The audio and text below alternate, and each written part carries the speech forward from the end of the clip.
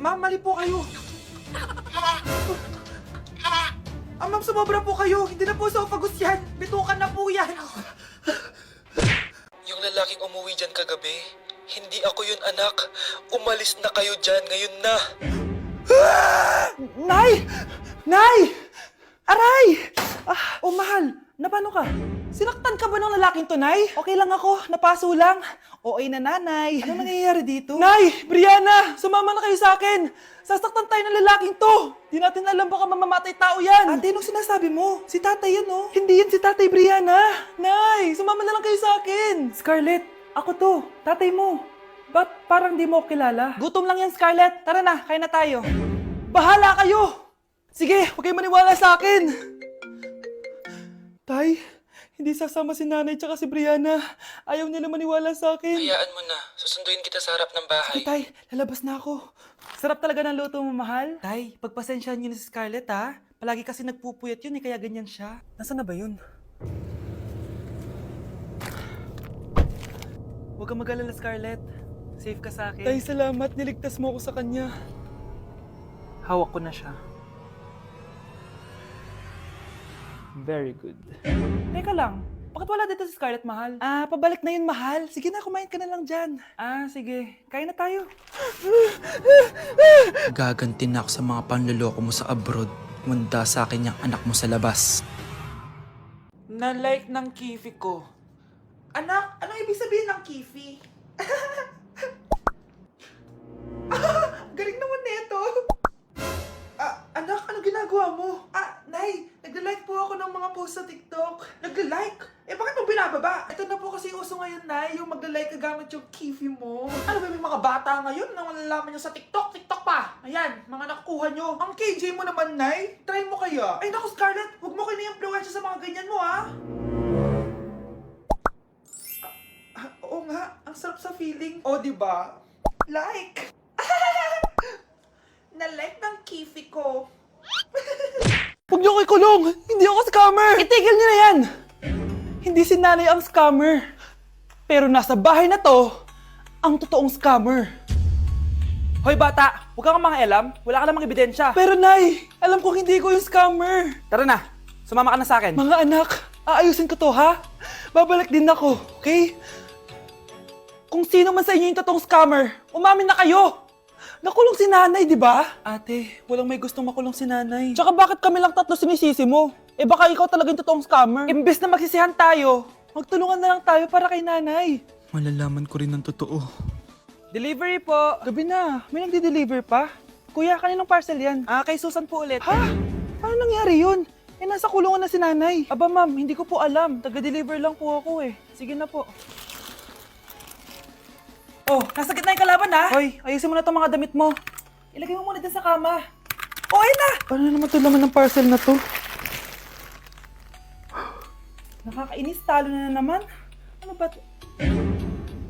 Ba't nandito to? Ito ba yung galing sa scam?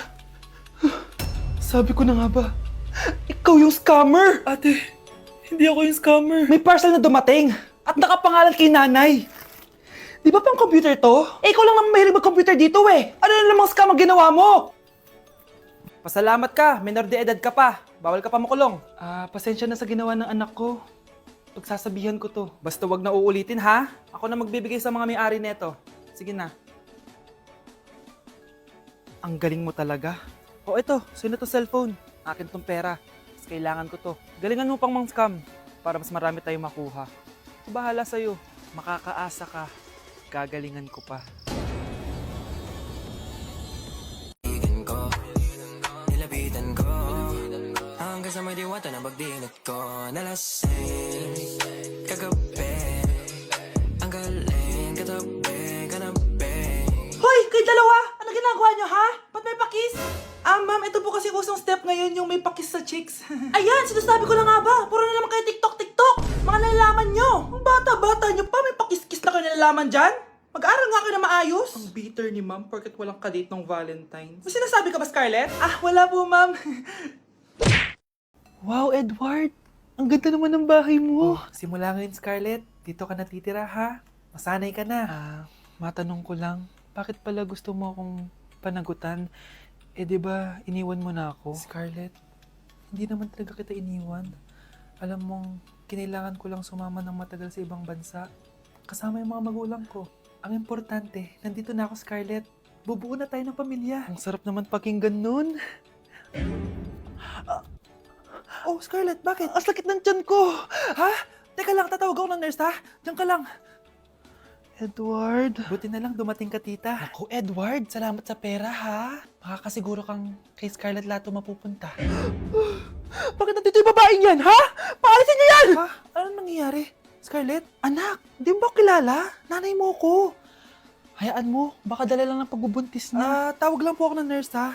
Scarlett, dyan ka lang, ha? Edward, wag mo akong iwan, please! Wag mo akong iwan dito sa babaeng to! Akala mo ba makakatakas ka sa akin?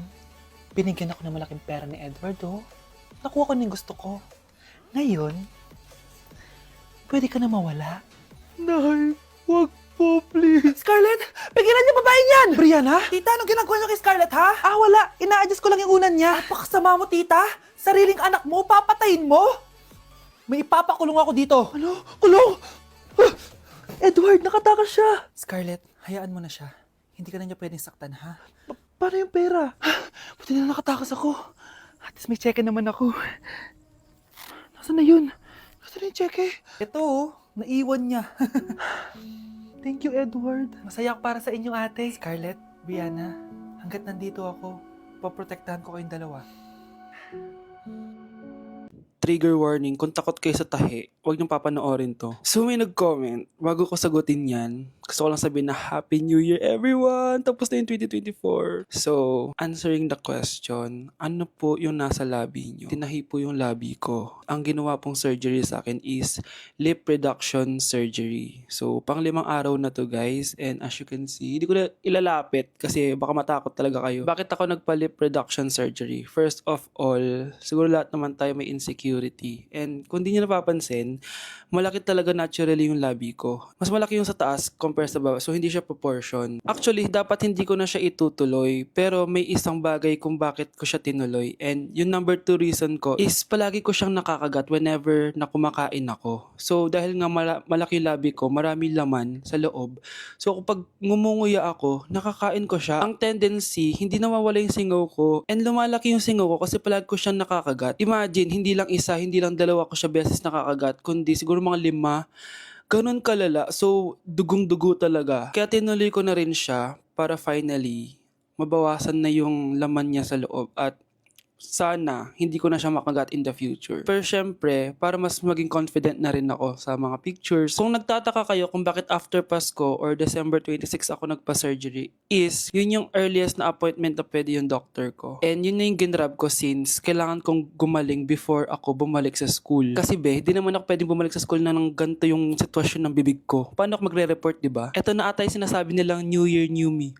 So yun lang naman guys. Again, Happy New Year. Wishing you all the best in 2025. Babalik na ako sa content ko. Promise, pag gumaling na talaga to. Bye-bye. Anak, maghanda ka na. Pupunta tayo sa reunion, ha? Sige po, Nay. O anak, ito suotin mo, ha? Ang baduy naman yan, Nay. Pang matanda. Anong pang matanda? Suotin mo yan, suotin mo yan. Sige po, Nay. 1 hour later. Anak, huwag mo kalimutan mag-bless sa mga kamag-anak natin, ha? Sige na, mag-bless ka na doon. Sige po, Nay. Ang dami-dami naman nila. Bless po, tita. Bless po, tito. Lolo, bless po. Few moments later. Nay, nag-bless na po ako. Pwede na po akong kumain? Oh, kakain ka na agad. Meron pa doon. Mag-bless ka pa doon. Si mama naman eh.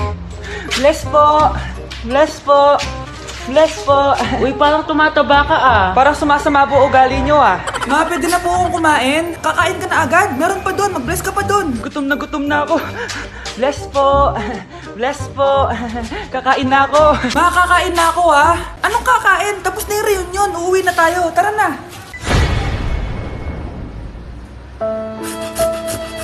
Mars! Mars! Oh, bakit Mars? May binibenta akong sabon, Mars. Ano ba yan, Mars? Naku, gamitin mo lang tong sabon na to. Pag gising mo sa umaga, sobrang ganda mo na, Mars.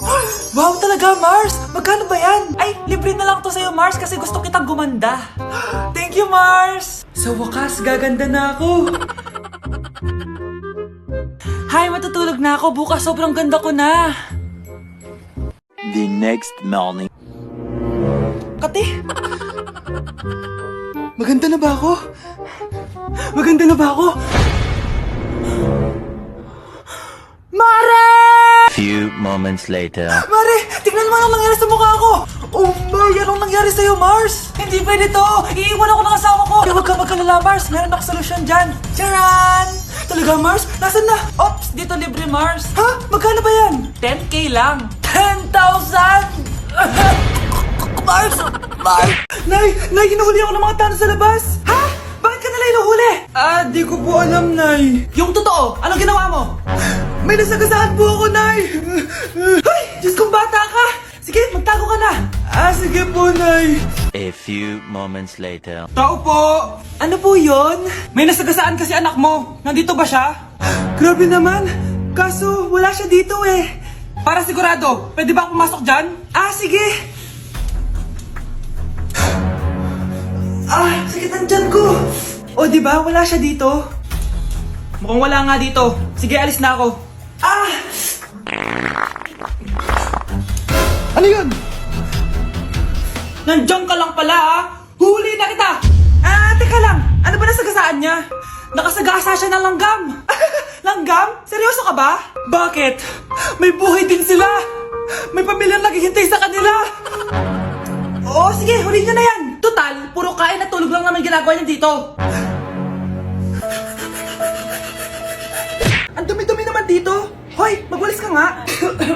Nay, parang masama po yung pakiramdam ko.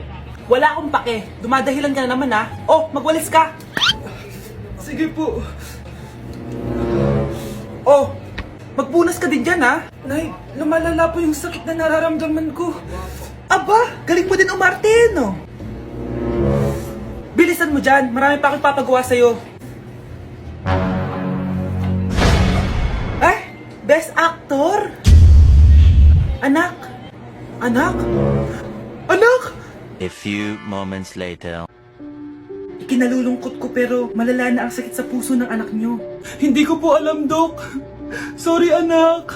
Kailangan na natin tong palitan sa lalong madaling panahon. Gawin niyo po lahat